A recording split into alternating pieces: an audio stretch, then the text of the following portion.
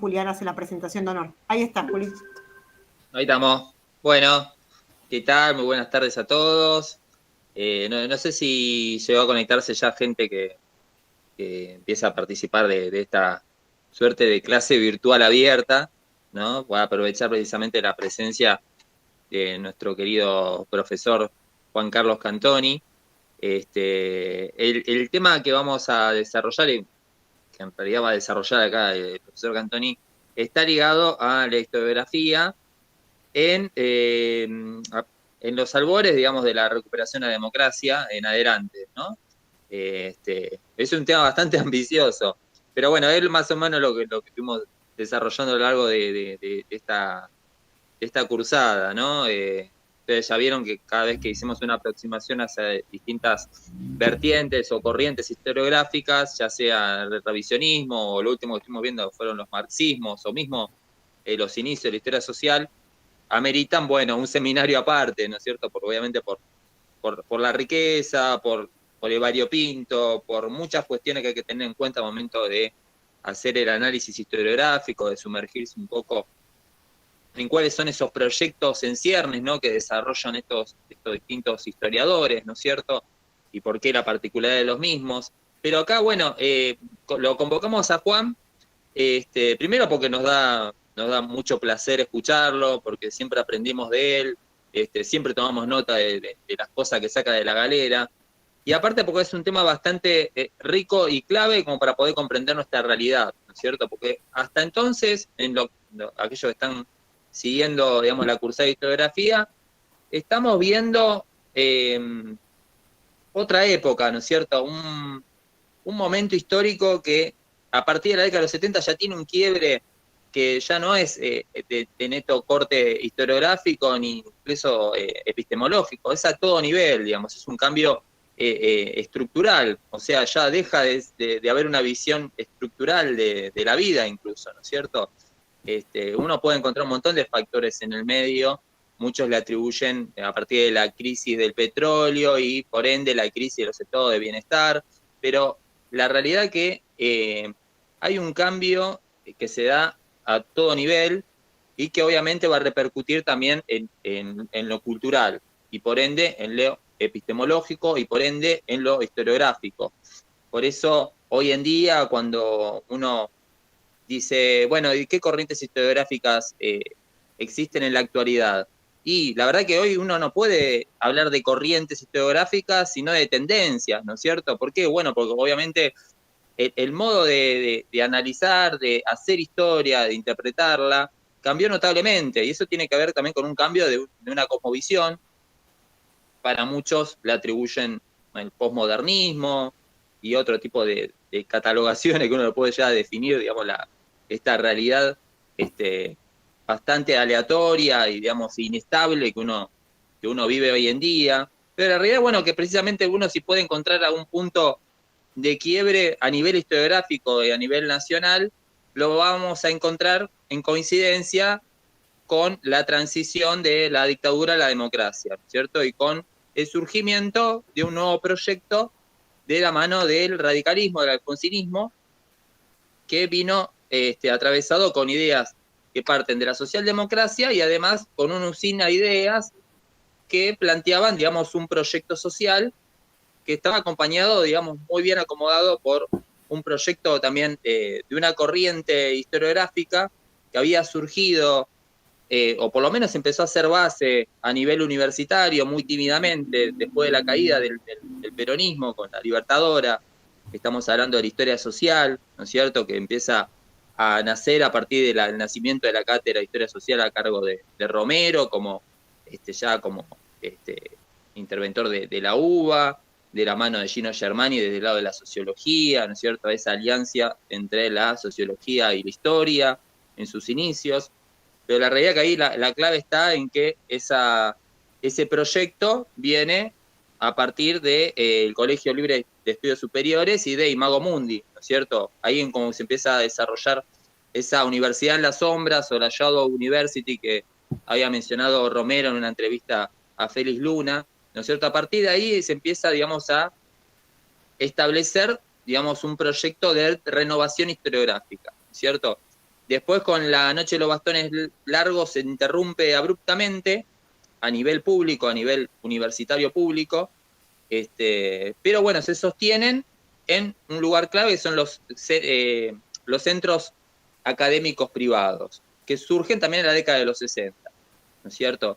Eso de la mano de estos centros académicos privados, como de la mano también de la gran contribución que hacen las diversas fundaciones, como el caso de la Ford o la Rockefeller, que financian estos distintos proyectos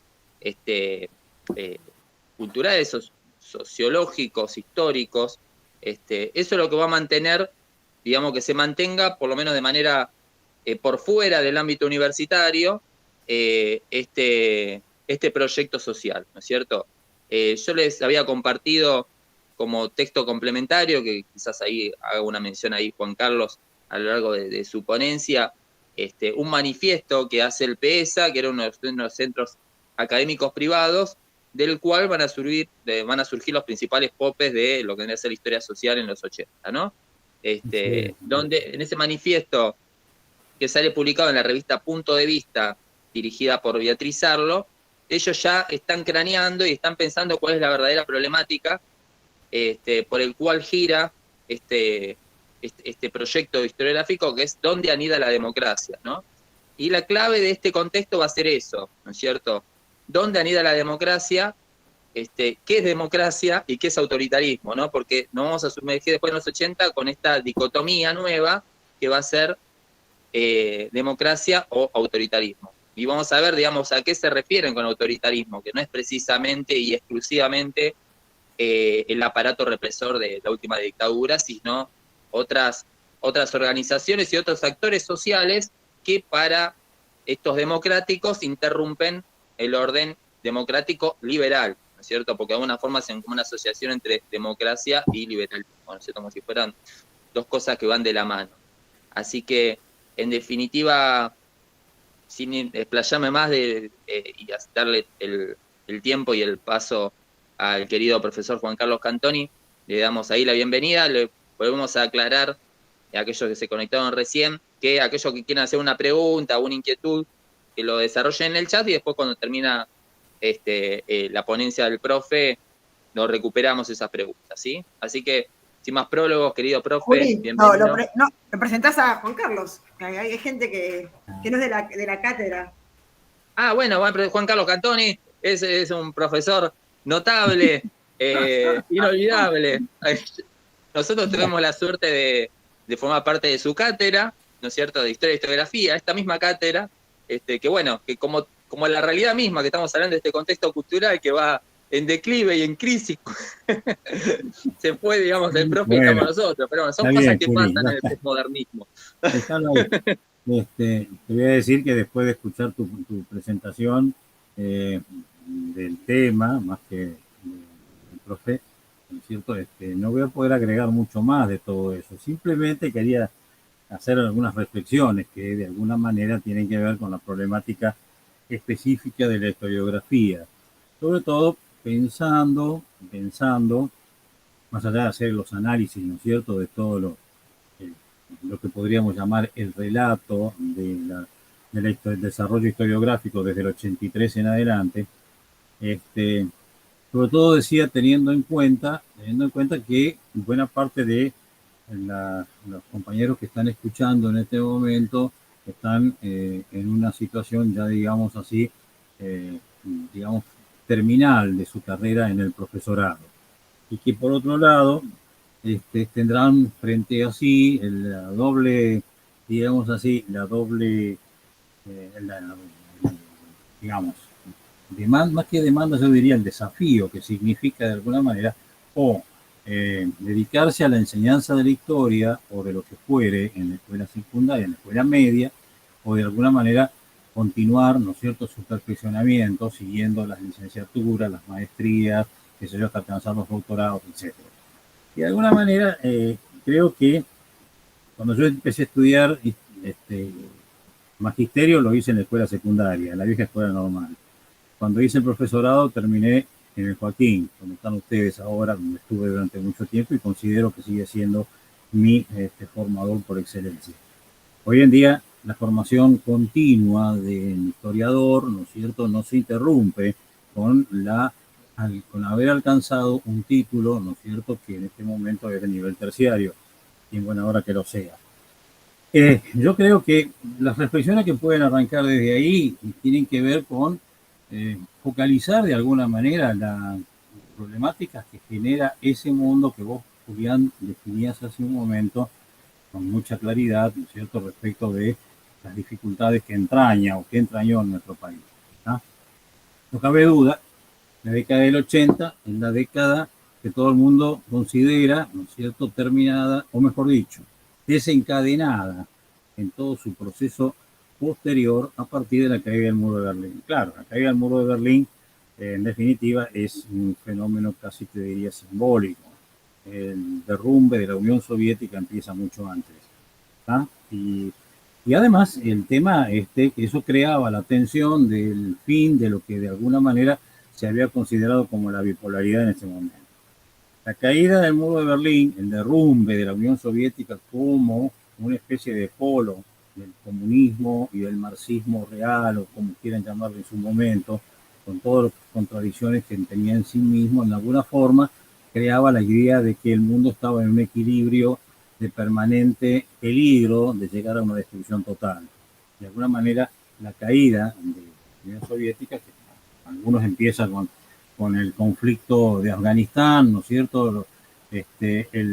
A ellos se le agrega lo de Chernobyl, los terremotos, ¿no es cierto? Bueno, en definitiva, las plagas, como dice mi querido amigo, ¿no es cierto? Y que fue profesor de ustedes también, Enrique Manson, las 7 plagas de Rusia, ¿no es cierto?, que terminaron prácticamente, digamos, provocando una situación que, digamos, que los propios líderes de la Unión Soviética no podían sostener. De todas maneras, lo que sí importa, porque sería mucho más amplio, ¿no es cierto?, avanzar en esta cuestión, y mucho más todavía, ¿no es cierto?, de tratar de entender la hegemonía de Estados Unidos a partir de ahí, aliada, ¿no es cierto?, con Europa Occidental, ¿no es cierto?, y con Japón, ¿no es cierto?, de alguna manera toda esa construcción que se dio después. Sí, lo que interesa en alguna medida es cómo esto afectó profundamente la construcción del relato. Vos aportaste del relato histórico, digamos, de la concepción de la historia. Vos aportaste un texto de Alcira Argumedo, ¿no es cierto?, que realmente es un texto como todos de Alcira Argumedo, ¿no es cierto?, un texto que aún, ¿no es cierto?, en el momento en que Alcira lo terminaba de escribir, o lo escribía, se había transformado en un clásico, es decir, de esos textos que no desaparecen ni mueren nunca.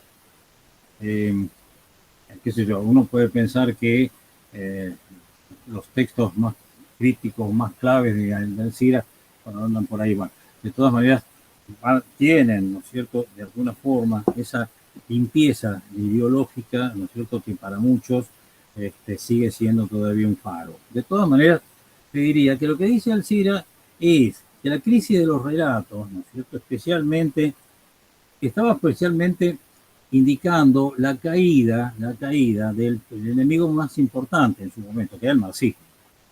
A ver, estamos hablando del marxismo, ¿no es cierto?, al que se lo cuestionaba, más que por su condición ideológica, ¿no es cierto?, porque entrañaba en sí mismo un factor negativo que era el autoritarismo. Es decir, de pronto, después de la Segunda Guerra Mundial, descubrir que Stalin era un líder, que el stalinismo y que todo el sistema soviético era un sistema autoritario, es un poco tardío, pero de todas maneras, viste, era un tema donde aparecía la problemática, ¿no es cierto?, de que el autoritarismo era el enemigo clásico, ¿no es cierto?, de lo que en alguna medida se entendía por la democracia.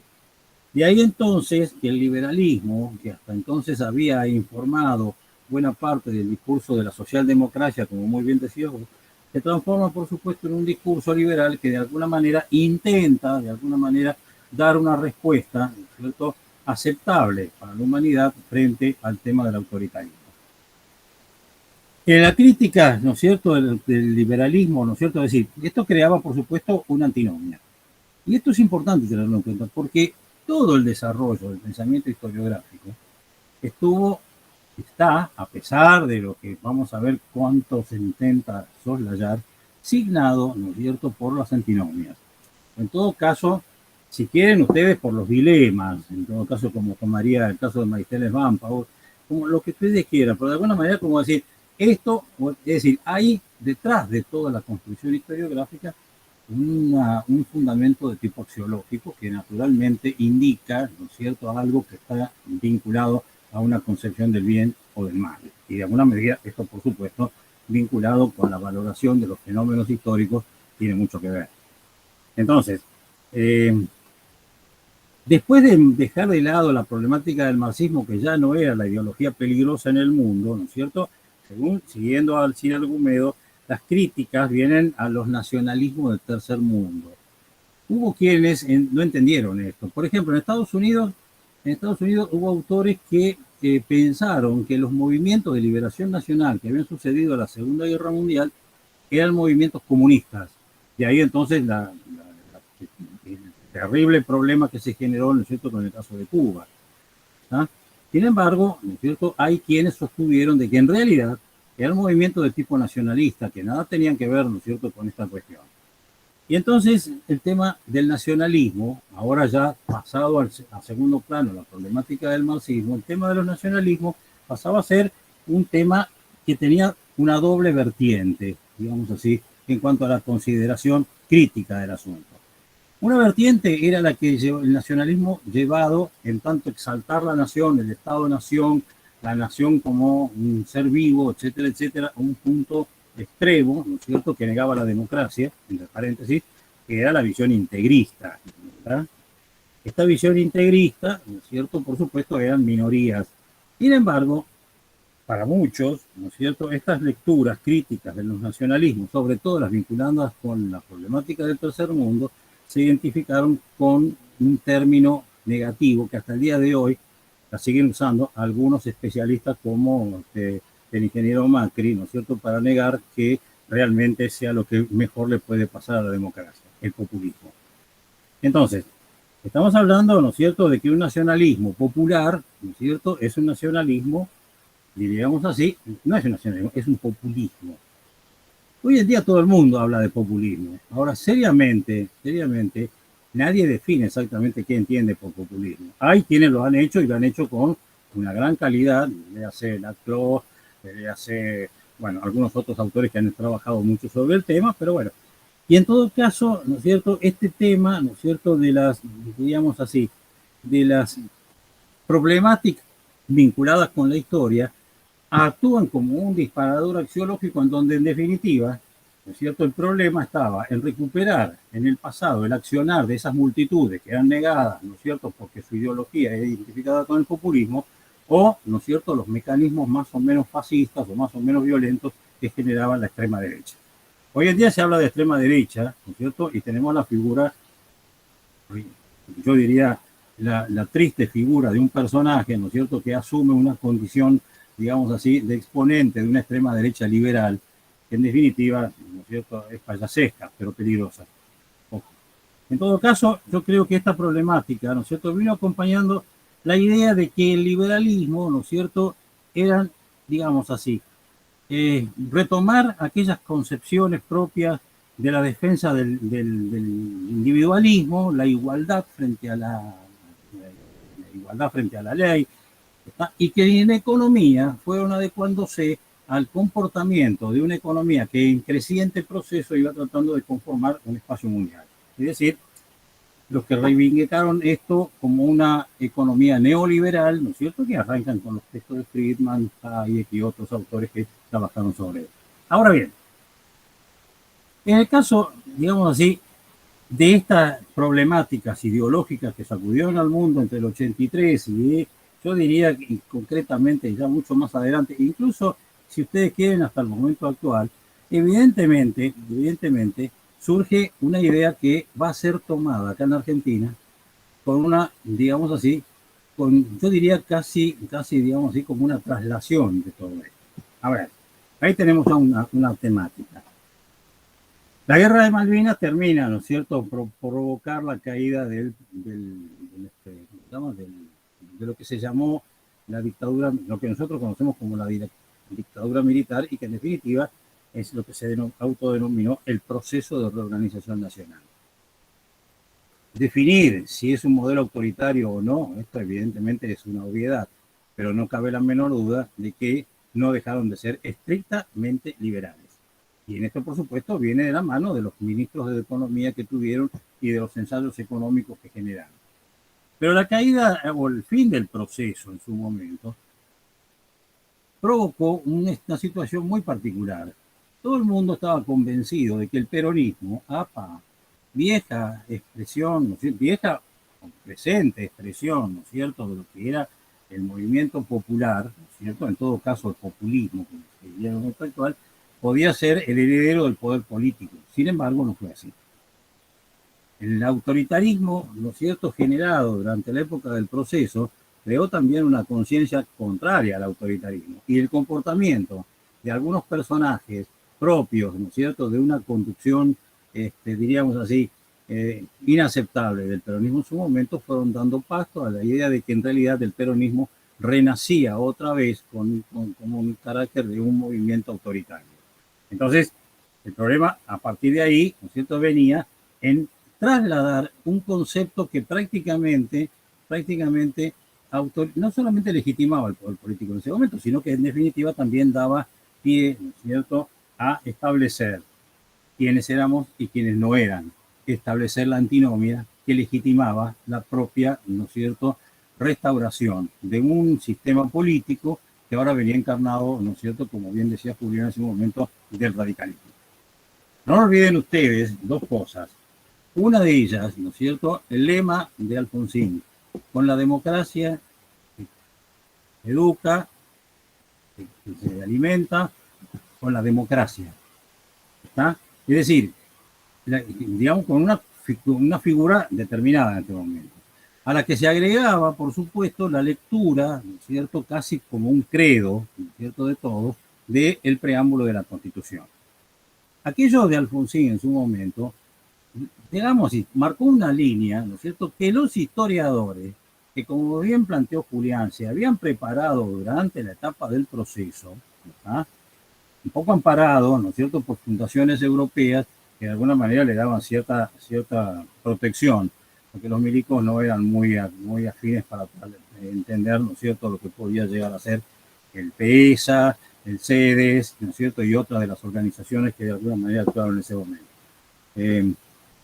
Nora Pagano ha hecho un texto por ahí, ¿no es cierto?, una reconstrucción de lo que fueron estos grupos que estuvieron encapsulados durante la época del proceso trabajando una concepción política, ¿no es cierto?, que de alguna manera después se transformó en el discurso ideológico y en todo caso en la versión historiográfica del alfonsinismo. De alguna manera, en este caso aquí estamos hablando, ¿no es cierto?, de analizar la problemática de autoritarismo y democracia. La historia, ¿qué demuestra? La historia demuestra, ¿no es cierto?, el intercambio, digamos así, la dialéctica, entre comillas, si ustedes prefieren, en cuanto a la existencia, ¿no es cierto?, de lo que de alguna forma se denominó las visiones autoritarias, ¿no es cierto?, distintas, digamos así, con distintas expresiones, y lo que serían, ¿no es cierto?, las formas democráticas que no eran precisamente las que en los últimos años de la historia argentina reciente brillaban por su presencia. Y ahí entonces aparece toda una bibliografía, qué sé yo. Tomemos el caso de Marcelo Cavarossi, por ejemplo, Autoritarismo y Democracia, está el trabajo publicado en el 87. Hilda Sábato y Marcelo Cavarossi, ¿no es cierto?, que compilaron opiniones de distintos políticos, ¿cierto?, para demostrar qué tan democrática era la base, ¿no es cierto?, del pensamiento que se planteaba en ese momento: democracia, orden político y parlamento fuerte. Son textos, ¿no es cierto?, que vinieron también acompañados de buena parte de los textos que se dieron hasta ese momento, donde evidentemente la idea ideológica estaba planteada de esa manera. Ahora bien, evidentemente, ¿no es cierto?, esa visión, ¿no es cierto?, que tenía mucho de fundamentación idealista, pero que poco resultado con respecto al manejo de la economía, terminó siendo la víctima de todo lo que ocurría después. En alguna forma, ¿no es cierto?, las crisis económicas que dieron, por supuesto, al movimiento del radicalismo en ese momento, terminaron con una hiperinflación que terminó rápida y abruptamente cuando los sectores del poder económico, ¿no es cierto?, que aspiraban, por supuesto, a quedarse con las grandes empresas del Estado y otras por el estilo, terminaron, ¿no es cierto?, por solventar rápidamente. Nunca la hiperinflación se terminó tan rápidamente como con la llegada de Menem, ¿no es cierto?, y fundamentalmente con la designación de los ministros de Economía de Menem. Y esto tiene que ver con algo que evidentemente se desarrolla. Ahora bien, el menemismo, ¿no es cierto?, empieza una etapa distinta, donde de pronto, perdón, voy a apagar este aparatito, donde de pronto, ¿qué ocurre? El menemismo está frente a lo que empezó a denominarse en ese momento la globalización. Es decir, uno se pregunta, yo había formulado una pregunta que se pregunta si realmente el menemismo es un peronismo sin peronismo. En definitiva, tiene elementos que pueden haber conformado, ¿no es cierto?, una aquiescencia popular, ¿no es cierto?, que de alguna forma no tardó en desencantarse, habida cuenta, ¿no es cierto?, de las políticas económicas que se siguieron en su momento. Pero, digamos así, coherentemente con la lectura clásica de lo que es el peronismo, Menem estuvo en las antípodas. Entendió todo. Se llevó, ¿no es cierto?, a María Julia Alzogaray, ¿no es cierto?, nada más ni nada menos que a los Alzogaray, ¿no es cierto?, como parte expresiva de su visión de la economía, y no solamente eso, terminó dándose un abrazo con el almirante Rojas, que desde lo simbólico, ¿no es cierto?, es una aberración, ¿no es cierto?, de lo que configuraría con el peronismo. Rojas era responsable de los fusilamientos, de las persecuciones, de las proscripciones y de todo lo peor de la Revolución Libertadora. Sin embargo, ¿no es cierto?, fue de esa manera. Pero no es solamente allí el asunto, y con esto terminaría cerrando esta lectura rápida del contexto. El otro problema fue la visión, ¿no es cierto?, de la política exterior. La política, bueno, y esto, aquí hay que plantear, digamos así, dos cosas.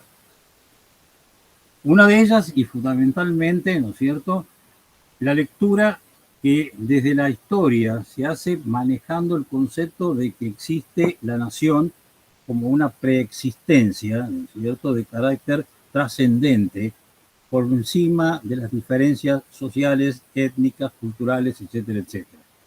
Y por el otro lado, ¿no es cierto?, la idea, ¿no es cierto?, de que en realidad esa historia es una construcción mítica que sirvió de alguna manera a los distintos, digamos así, centros de poder que en la Argentina arrancan desde la organización del Estado-Nación en el fin del siglo XIX en adelante. Y yo creo que en este sentido hay que plantear dos cosas. Por un lado, ¿no es cierto?, en este momento, a partir de la década de los 90, que es la época del menemismo por excelencia, a partir de la década del 90 hay nuevos paradigmas, y esto es evidente, esos nuevos paradigmas que después vamos a puntuar rápidamente, pero también, ¿no es cierto?, hay antinomias, ¿no es cierto?, que se mantienen en este momento, pero ahora descarnadas de lo que puede haber sido aquel perfil de carácter, digamos así, el legitimador que había tenido en su momento. Es decir, tengamos en cuenta esto, la nación no existe como realidad, sino, ¿no es cierto?, como construcción simbólica. Si planteamos esa perspectiva, ¿no es cierto?, los nuevos paradigmas podrán servir para mejorar, ¿no es cierto?, y superar el modo de hacer historia, pero la supervivencia de las viejas antinomias ahora se venían reflejadas en la negación de aquello que se obtenía como una construcción por encima de las diferencias, ¿no es cierto?, de cada uno en la Argentina. Esto es una cosa que tiene su importancia. Es decir, si antes la problemática había sido, ¿no es cierto?, civilización y barbarie, en los trabajos de Maristeles Vampa son excelentes. Si había habido una, digamos así, una concepción de civilización y barbarie, ¿está?, en la etapa de construcción del Estado Nacional, posteriormente con la problemática del inmigrante que había que nacionalizar, era una especie de bárbaro, este sí era extranjero, el otro no, pero este sí, había que nacionalizarlo, quizás no a él, sino a su descendencia. Hasta las alpargatas y los libros en la época del peronismo había una antinomia clara.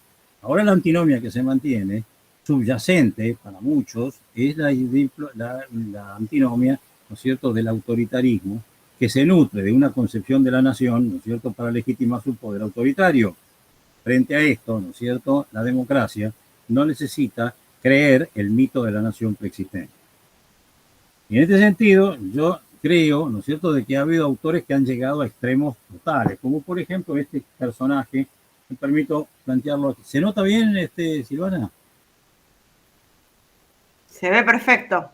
Bueno, hay que leerlo a Escudé. Ustedes pueden ver acá, Educación e Ideología. Escudé dice que la educación en la Argentina es precisamente un veneno que ha obnubilado el pensamiento de los argentinos, que se han creído que de alguna manera podían llegar a ser, digamos así, titulares de una soberanía.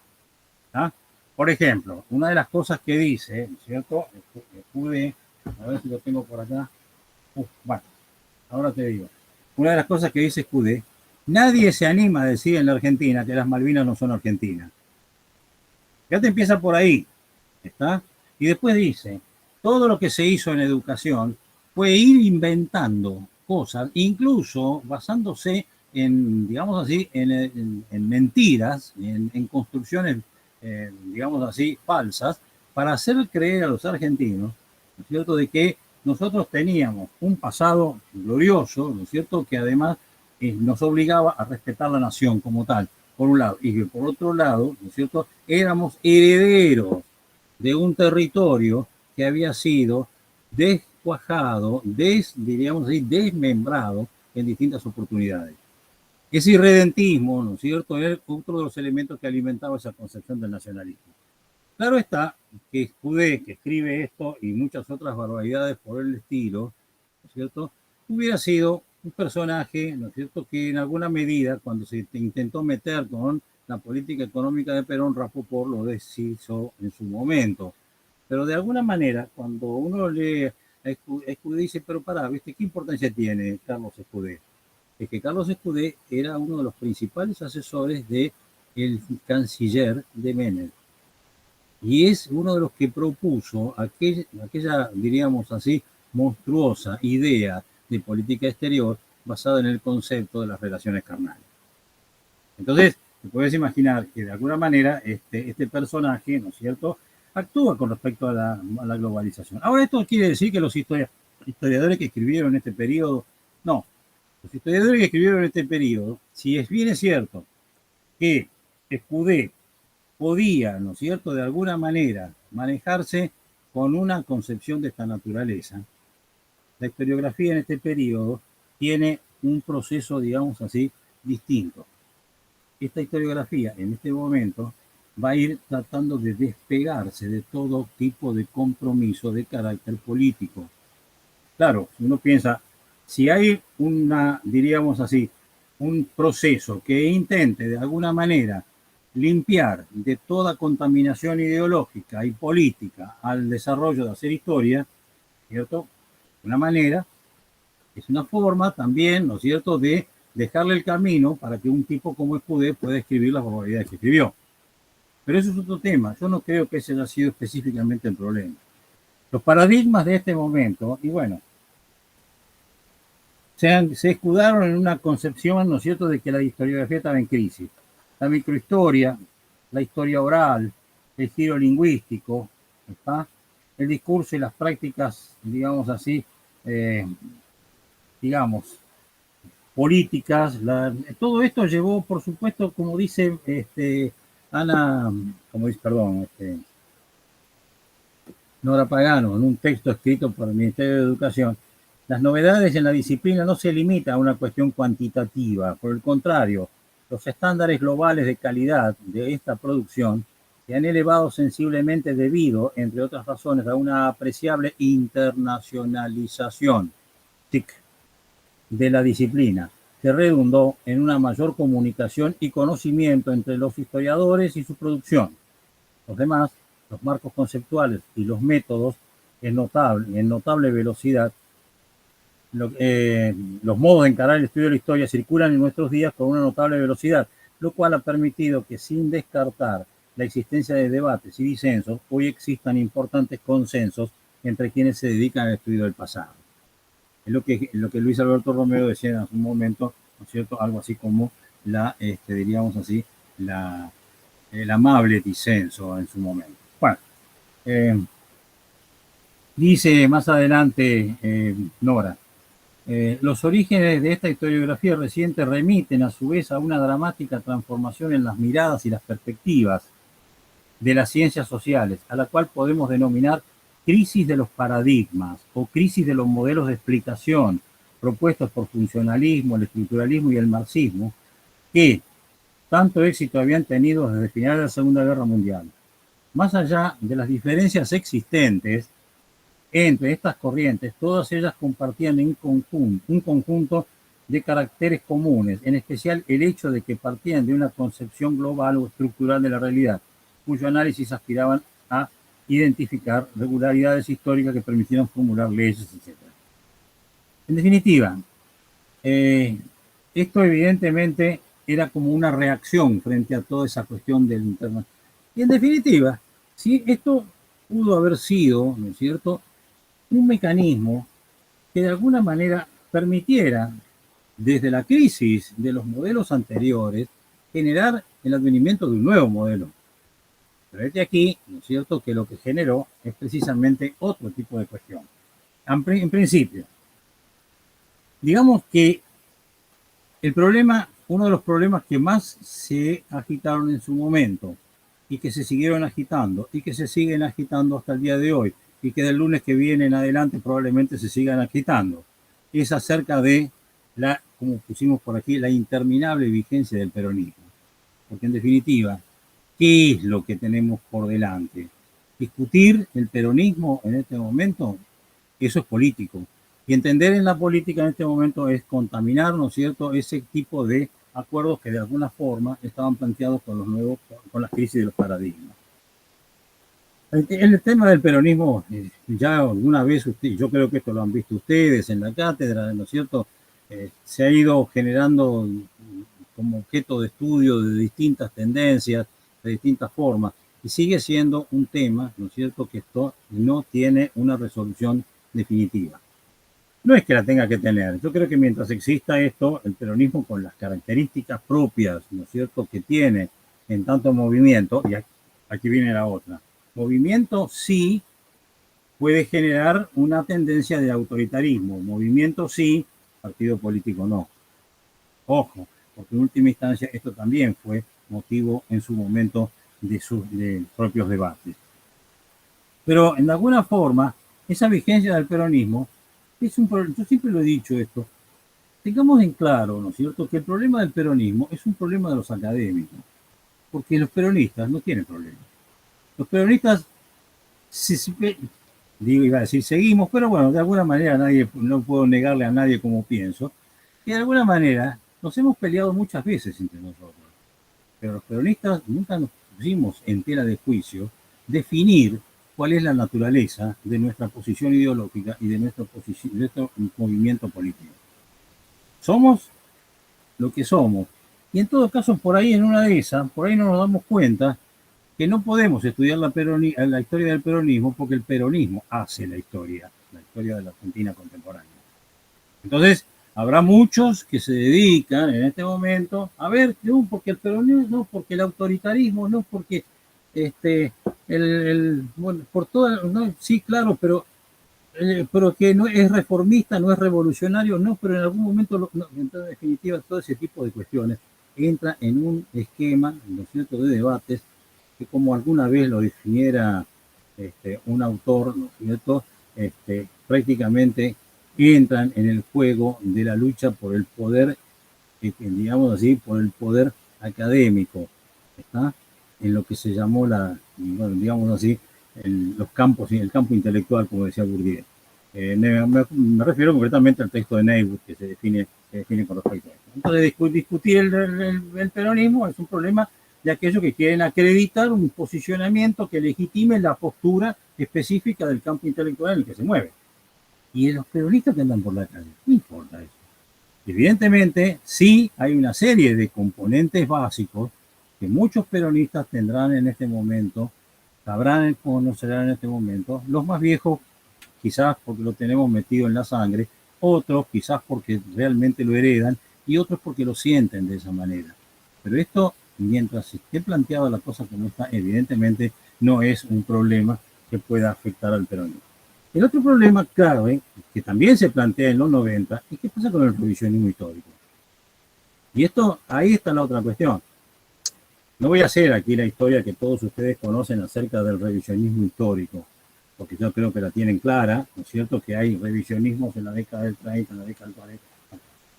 En definitiva, a Menem, ¿no es cierto?, así como su canciller hablaba de relaciones carnales y de que estábamos en la gran aldea del mundo global y que se habían terminado todos los conflictos porque era el fin de las ideologías y por lo tanto el fin de la historia, y si era el fin de la historia, ¿por qué diablos vamos a tener a Rosas? No, traigamos a Rosas aquí, hagámosle los homenajes que corresponden, ¿no es cierto?, a un muerto ilustre, y se terminó un problema del revisionismo. En todo caso, bueno, yo me acuerdo lo que fue esto, ojo, yo estuve de acuerdo con que se trajera a Rosas a la Argentina, pero no considerado de que el revisionismo histórico se consumiera única y exclusivamente en la reivindicación de los restos de Rosas. En alguna forma, yo creo que hay que tener en cuenta que el revisionismo histórico marca otra concepción de la historia.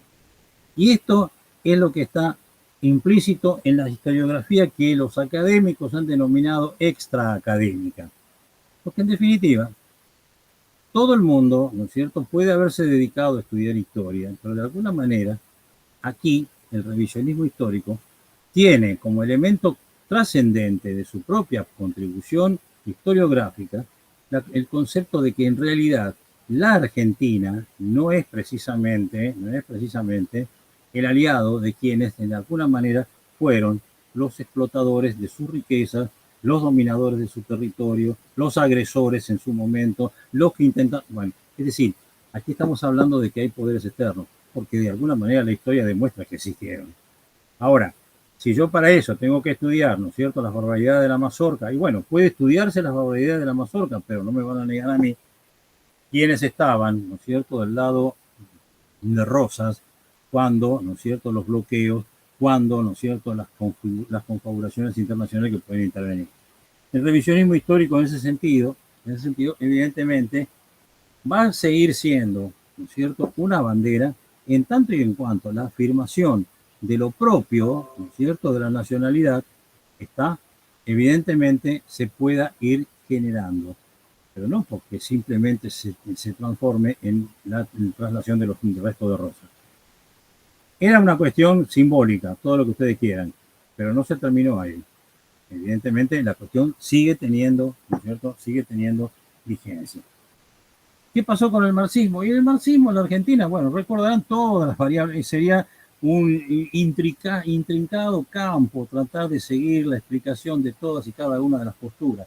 Yo creo que lo que más triunfó del marxismo en el ámbito académico es Gramsci. Ahora, claro, está, Gramsci aporta un andamiaje de tipo digamos así, instrumental, de enorme validez, ¿no es cierto?, para entender el proceso de la historia. Dudo que podamos entender con Gramsci qué diablo es lo que está pasando en la Argentina en este momento. Pero de todas maneras, sí permite, ¿no es cierto?, algunos avances, ¿no es cierto?, en cuanto a entender no la vieja tradición de los marxismos con respecto al pasado histórico nuestro, sino, de alguna manera, otra de las, digamos así, otra de las características que de una manera, ¿no es cierto?, existen en las construcciones históricas. El marxismo gramsciano, ese que Aricó, ¿no es cierto?, estudió con tanto cariño y con tanta precisión, aquel que había venido de la mano del pasado y presente, aquella mítica revista, ¿no es cierto?, de los 70. En definitiva, esa visión, digamos así, del marxismo gramsciano, en alguna medida, ¿no es cierto?, ha tomado las características de una, digamos así, de una forma de encarar la historia y los estudios sociales en el ámbito académico. Entonces, si está en el ámbito académico, y bueno, podrá ser tolerada o no, ¿no es cierto?, pero nadie se toma, digamos así, nadie se horroriza, ¿no es cierto?, frente a los marxistas que en otra oportunidad pudieron haber sido considerados como espantosos gérmenes, ¿no es cierto?, que comprometían la salud misma de la democracia. En todo caso, uno podrá decir, sí, hay autores marxistas, y también hay militantes y partidos marxistas, generalmente divisible por dos. Y en alguna medida, ¿no es cierto?, eso uno se pregunta, ¿hasta dónde el discurso marxista tiene real y verdadera vigencia en exacta presencia, ¿no es cierto?, política de lo que es el marxismo en el momento actual? Es un problema, pero bueno, ahí está. En definitiva, el fin de los nacionalismos, como alguien dijo en su momento en los 90, el fracaso del modelo educativo en la Argentina. Todo esto, ¿no es cierto?, en última instancia, venía acompañado ya no de negar la vieja tradición histórica de la Argentina en su momento, sino que venía de la mano de legitimar políticas, ¿no es cierto?, de formación docente, donde evidentemente la idea, ¿no es cierto?, de digamos así, de mantener, perdón, disculpen. Listo. La idea de mantener, ¿no es cierto?, bueno, ¿por dónde andaba? A esta altura, el problema de la formación docente. Si yo tengo que tomar el problema de la formación docente en este momento, yo te diría que acá hay muchas cosas para, diríamos así, discutir. Bueno, claro, ustedes, nosotros que todos que hemos vivido siempre en el Joaquín, sabemos que la discusión, ¿no es cierto?, acerca de la formación docente es una discusión tan interminable como seguir discutiendo el peronismo. Pero bueno, independientemente de eso. A ver, formación docente en historia. Fíjense ustedes, no sé cómo estará en este momento, porque hace un tiempo que uno está medio como desactualizado en esto. Los planes de estudio, ¿no es cierto?, de los institutos de formación docente de la provincia de Buenos Aires. Lo que yo conocí en su momento eran institutos donde la formación en historia, aún la historia construida desde la perspectiva liberal, de las perspectivas que ustedes quisieron, fue prácticamente, ¿no es cierto?, llevada a un segundo plano, diluida en el marco de una concepción de área, que vaya a saber qué diablo quería decir desde el punto de vista epistemológico, una área, ¿no es cierto?, que diluía toda esa concepción, donde la historia era una especie de disciplina auxiliar de otras disciplinas auxiliares que en su auxiliaridad creaban el área. Bueno, te imaginas que eso lo pueden entender no sé quiénes, pero de todas maneras es lo que una vez se dijo respecto a esta cuestión. Es decir, la deshistorización del modelo globalista, de alguna manera, estaba prácticamente vigente en él. Nosotros en el Joaquín seguimos manteniendo, ¿no es cierto?, esto porque luchamos contra reformas educativas que de alguna manera intentaban poner esta cuestión en el plano de los debates y de las cuestiones. Sí, pero seguimos manteniendo nuestro esquema clásico, eurocentrista. Para nosotros la formación docente tiene que ver, ¿no es cierto?, con la formación de docentes que tienen una preparación universal. No es que haya que voltear todo en este sentido, pero cuidado. Cuando en algunas reformas de los planes de estudio vinculados con historia se planteaba el tema del eurocentrismo, evidentemente fue así. Y de alguna forma yo creo que puede que muchos hayan pensado que no no se puede suprimir Grecia y Roma. ¿Cómo vas a suprimir Grecia y Roma, Oriente, Grecia y Roma? Y la edad, no, bueno, está bien, pero de todas maneras había que buscar otros contenidos. En el caso, por supuesto, ¿no es cierto?, de los planes de la provincia de Buenos Aires, la formación docente resolvió la cuestión por perspectivas histórico-geográficas, histórico-espaciales, ¿no es cierto?, qué sé yo qué. Espacio-temporales. Espacio-temporales, ¿no es cierto?, en donde se una melange, ¿no es cierto?, de nada, que servía simplemente para que, bueno, para que le dieran un título en este sentido, porque de alguna manera nada tenía que ver con una formación histórica. No sé, yo creo que habría que hacer un análisis más detenido de eso, pero bueno, lo que sí creo, estimados, que de alguna manera nosotros estamos en una situación, yo diría transicional, de transición. No hay nada definitivamente construido en este momento, ni siquiera la multitud, ¿no es cierto?, de paradigmas que se fueron constituyendo, sobre todo en las provincias, ¿no es cierto?, con relación, sobre todo cuando hubo que resolver el tema de la historia, digamos así, de los bicentenarios. En la temática de la historia de los bicentenarios, ahí se puso de manifiesto todo, ¿verdad? Desde Chiaramonte, que negaba la nación preexistente sin caer en las barbaridades aberrantes, ¿no es cierto?, de Judé. Desde ahí, bueno, todo el mundo a discutir el siglo XIX. Y seguir discutiendo el siglo XIX, seguir publicando sobre el siglo XIX, ya sea con historia desde abajo, que no deja de ser un avance significativo, y todas digamos así, las cosas que se presentan en los distintos encuentros de interescuelas, en las revistas especializadas, etcétera, etcétera, seguir discutiendo el siglo XIX, cuando el siglo XX no ha terminado todavía de ser objeto, digamos así, superado y superador de estudios históricos, y mucho menos con lo que estamos heredando del siglo XX, es una barbaridad. Esto es lo que decía Fontana cuando estuvo acá en la Argentina, haciendo eso. Yo no entiendo cómo los historiadores en la Argentina estén dejando de lado estudiar el siglo XX con la riqueza historiográfica del siglo XX tiene. Y efectivamente es así. Pero yo sigo pensando en que la cuestión sigue siendo un abordaje de tipo endógeno. Es decir, aquí estamos mirándonos en nuestro pasado, cerrándonos sobre esto, tratando de verlo esto. Y evidentemente lo que está en juego acá es la falta de una conciencia latinoamericanista. Todos ustedes, todos nosotros, todos de una y una, digamos así, de alguna manera, reivindicamos de que queremos la hermandad de los pueblos latinoamericanos.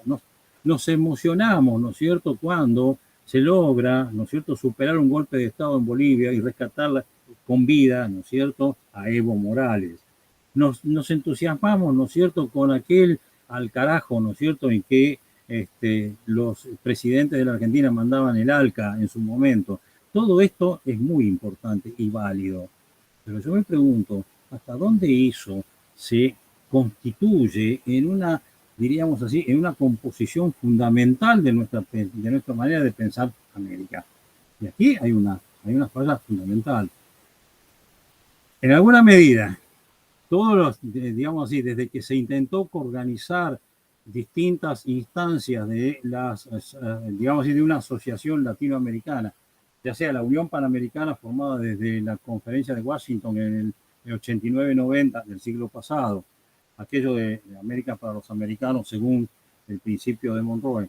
El tema de ahí en adelante, todas las conferencias, todas entendieron la necesidad de revisar los libros de historia.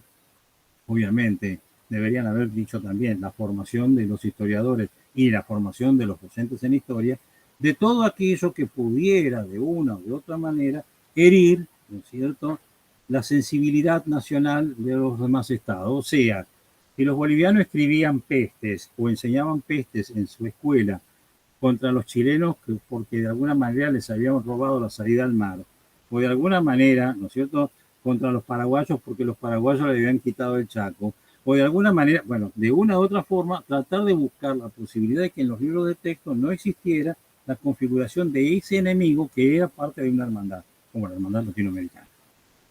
Bueno, para esto se hicieron convenios muy rimbombantes acerca de cómo había que revisar los libros de texto que de alguna manera se comprometían. Aquí, por supuesto, Levene se empeñó a fondo tratando de evitar, pero de alguna manera tratando de revisar los libros de texto para que de alguna manera no cayeran en esa aberración, ¿no es cierto?, de criticar de esa manera a los demás hermanos. Entre paréntesis, esto se hizo a partir de un convenio entre Argentina y Brasil en el año 33, ¿no es cierto?, por cual, ¿no es cierto?, cuando hablábamos de la guerra del Brasil, en tiempos de Rivadavia, en tiempos de la feliz experiencia, como dicen algunos, evidentemente tampoco les gustaría a los brasileños. En todo caso, no íbamos a hacer ninguna cuestión para considerar que éramos aliados para destruir el Paraguay, pero eso es un problema aparte. En última instancia, esa idea seguía manteniendo una especie de autolimitación para lastimar, ¿no es cierto?, con una concepción valorativa del pasado, sobre todo teniendo en cuenta la posibilidad de perder territorios, ¿no es cierto?, digamos así, con referencia a otros países latinoamericanos. Obviamente, esto se hizo hasta la Segunda Guerra Mundial. Con la Segunda Guerra Mundial el problema era otro. Y ahí fíjense ustedes, en la conferencia de 1938 y en otras conferencias posteriores, se habla, ¿no es cierto?, de que la formación, ¿no es cierto?, de la escuela en la historia debía apuntar a la formación de la conciencia democrática, porque ahora éramos defensores de una democracia frente a un totalitarismo que era el que de alguna manera significaba, ¿no es cierto?, esa visión del mundo oriental, del mundo comunista. De alguna manera, bueno, ahora bien, si nosotros estamos en esa temática, se sigue pensando de que la historia no sirve para que de alguna manera se pueda conformar, ¿no es cierto?, esa idea de una unidad latinoamericana. A ver, pongámoslo esto en otros términos. Los convenios que se hicieron, los acuerdos que se hicieron sistemáticamente desde la década del 60, desde la década del 40, del 60 en adelante, con respecto a la Unión de América Latina, la construcción de la Unión de América Latina pasaba por la economía, por el mercado. Es decir, el mercado sostiene, ¿no es cierto?, la unidad de América Latina, por lo cual los acuerdos eran de conciliar intereses contrapuestos. Si estamos hablando de la conciliación de intereses contrapuestos, esto tiene una duración relativa. Cuando esos intereses ya no logran el punto de equilibrio para considerarse entre sí, y evidentemente la unidad se rompe. Y eso es lo que ha pasado con varias de las organizaciones, qué sé yo, quieren llamar. Algunas tienen cierta formalidad. Una de ellas es la OEA, por supuesto que no sirve para nada. Pero de todas maneras, estamos hablando de una concepción de esa naturaleza. Y de ahí, entonces, el desafío, y esto me permito ser un tanto delirante, pero bueno, a la edad que tengo ya no me queda otra cosa que el delirio, pero de todas maneras te digo esto, simplemente, ¿por qué no pensar cómo encarar el estudio de la historia, no mirándonos hacia adentro, es decir, ese ombliguismo endógeno, ¿no es cierto?, que nos caracteriza, estudiando la historia desde adentro, la historia de... No. Tratando de buscar la posibilidad de generar una construcción de una historia que tenga el carácter de continental. Nosotros tenemos en América Latina componentes muchísimo más ricos que los europeos. Por supuesto, los europeos, ¿no es cierto?, lograron, después de la Segunda Guerra Mundial, después de todo el desastre espantoso, conciliar, ¿no es cierto?, intereses permanentes para poder sobrevivir. Y de alguna manera lo lograron hasta ahora, ¿no es cierto?, porque ya se empiezan a resquebrajarse por todos lados. Los ingleses por sí mismos ya no quieren saber más nada. Pero fíjense ustedes, nosotros tenemos elementos culturales muy fuertes en nuestra historia, en nuestra condición, en nuestra propia cultura, ¿no es cierto?, que serían componentes básicos para pensar una historia desde la hermandad y no de la existencia de un Estado-nación que prácticamente pone fronteras y que pone además territorios que se pierden en beneficio de unos y en perjuicio de otros. Si nosotros pensamos la cuestión por ese lado, y podemos ir pensando de a poco, lo que de alguna manera las generaciones jóvenes, que son los que me están escuchando en este momento, podrían en algún momento llegar a concretar. Yo, honestamente, ya no creo, ¿no es cierto?, ver que esto se pueda lograr. No excluyo la posibilidad de que así sea, pero de todas maneras piensen esto, queridos y estimados compañeros. Una cosa es concretamente pensarnos nosotros como una historia argentina y otra cosa es pensar como una historia latinoamericana. Jorge Abelardo Ramos, maldito para algunos, a mí me parece un personaje maravilloso en muchas cosas. Jorge Abelardo Ramos dijo: América Latina es una nación inconclusa. En definitiva, si pensamos que América Latina se tiene que constituir en un estado, digamos así, en el enorme espacio del orden continental, en la enorme variedad, ¿no es cierto?, que significan sus culturas, no, evidentemente esa construcción del Estado no se va a lograr. En Argentina se logró a través de ¿qué? De una guerra y de un genocidio. Porque en definitiva, ¿no es cierto?, las conquistas del desierto, las luchas contra las montoneras en su momento fueron dos caras de un mismo genocidio. Y ahora yo pienso que esto no significa que tengamos que hacer lo mismo por otro lado, pero sí de alguna manera buscar un elemento que nos una desde la cultura. Es decir, no como un acto voluntarista, sino como un rescate, ¿no es cierto?, de aquellos elementos que nos son propios, que son nuestros, y que en definitiva servirán o nos pueden llegar a servir de alguna manera para pensar seriamente que el futuro está, ¿no es cierto?, en Latinoamérica, ahora o nunca, como dijo cierto general en su momento. No lo digo hoy porque estamos en veda. Pero de alguna medida, ¿no es cierto? Te digo, honestamente, creo de que las cuestiones tenemos que pasar por allí. Pero no para sentarnos a conciliar culturas. Decir, no, escúchame, no, pará. Esto implica seriamente sentarnos a decir, bueno, cuáles son los otros elementos, cómo repensar la historia, el gran relato de una historia que tenga Latinoamérica y sus pueblos, ¿no es cierto?, como parte.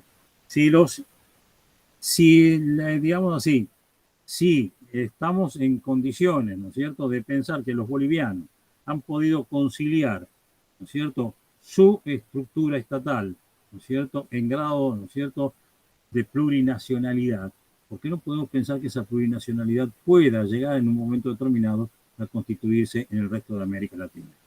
Entonces, ¿quieren hacer microhistoria? Hagamos microhistoria. ¿Quieren hacer historia cultural, historia política? Todos los autores europeos que uno trae, o que muchos traen, como decía Carviar, con el último figurín llegado de Europa, ¿no es cierto?, para transformar esto en el canon o en alguna medida el mecanismo, ¿no es cierto?, para que en los ámbitos académicos se pueda generar, digamos, toda la mecánica que tienen los campos académicos. Pero de alguna manera tengamos claro también, ¿no es cierto?, de que si la investigación histórica, si el desarrollo de la historiografía, ¿no es cierto?, en alguna medida se puede dar en este momento, se debe a la financiación externa. En gran medida, te digo, ojo, en gran medida. Hay que leer, por supuesto, este texto. Yo me animaría a leerlo una serie de partes. Yo creo que habría que leerlo todo entero. ¿Alcanza a ver? Sí, déjalo ahí un poquito quieto, así se termina de ver el subtítulo. No se ve, Juan, si lo querés leer. El subtítulo no se alcanza a ver si lo querés leer. Dice, Tulio Halperin Dongui, obviamente es el autor, que está la fotografía de él acá, es por algo. Testimonios de un observador participante. Medio siglo de estudios latinoamericanos en un mundo cambiante. Este libro es el texto de una conferencia que Halperin pronunció en Nueva York, ¿cierto? En la cual prácticamente el 2 de mayo del 2011, poco tiempo antes de su muerte, Halperin visitó Nueva York para reflexionar sobre el devenir de la historia del continente americano, el de las interpretaciones que sobre ella se han hecho y se hacen, y el de su propia experiencia como observador y participante de tal historia y sus interpretaciones. Evidentemente, nosotros había sido invitado, nosotros, bueno, no sé por dónde agarrar, porque en definitiva les puedo asegurar que esto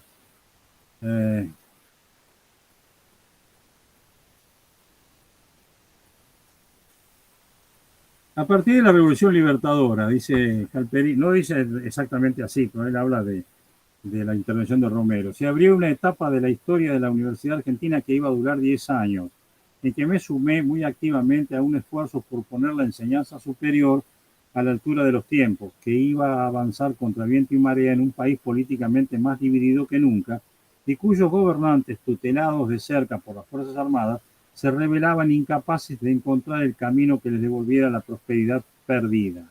Mientras el caudillo derrocado en 1955 recuperaba progresivamente desde el exilio el ascendiente sobre las masas argentinas, gravemente debilitado durante su errática etapa de gobierno. Entonces ella habla de la fundación del CONICET, etcétera, etcétera. Y dice, Consejo Nacional de Investigaciones Científicas, que contó también con apoyo significativo de fundaciones, con los que yo como yo las había conocido ya en Francia. Y fíjense ustedes, porque esto no tiene desperdicio, donde había ido la Rockefeller Foundation, la que había aportado los fondos para la creación por iniciativa de Lucien Febvre de la sexta sección de Ciencias Sociales en el marco de la la Escuela Práctica de Altos Estudios. Esta es la madre de la historia social, ¿no? Sigue. Y se estaba estableciendo los primeros contactos con la Ford Foundation, que se preparaba a patrocinar su metamorfosis en Escuela de Altos Estudios en Ciencias Sociales, con recursos enormemente ampliados, iba a presidir Fernán Braudel. Bueno, y ahí sigue avanzando. ¿Qué define cómo todas las universidades, todo el desarrollo del trabajo de las ciencias sociales en Argentina fue financiado por las distintas fundaciones norteamericanas.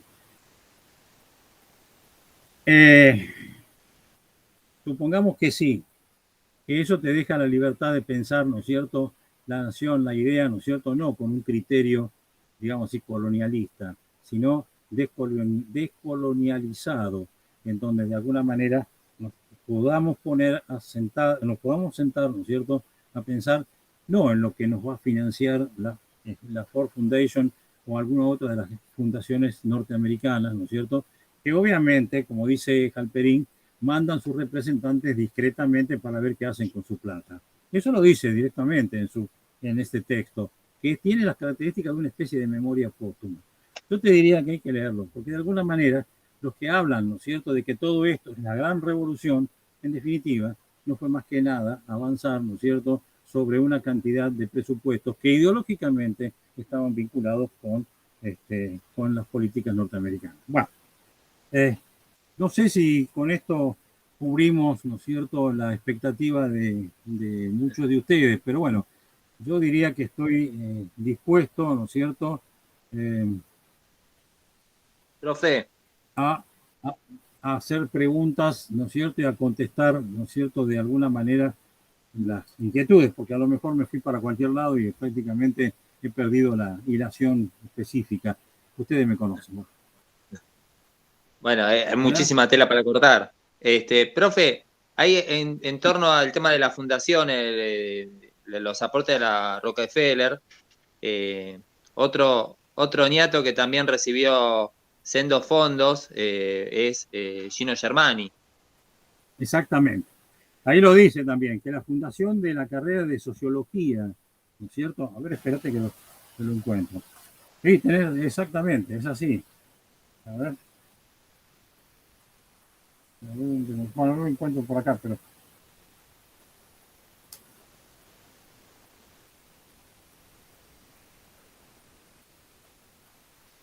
En octubre del 66, dice, me tocó participar en la reunión del Instituto y Centro Latinoamericano de Investigación del Desarrollo.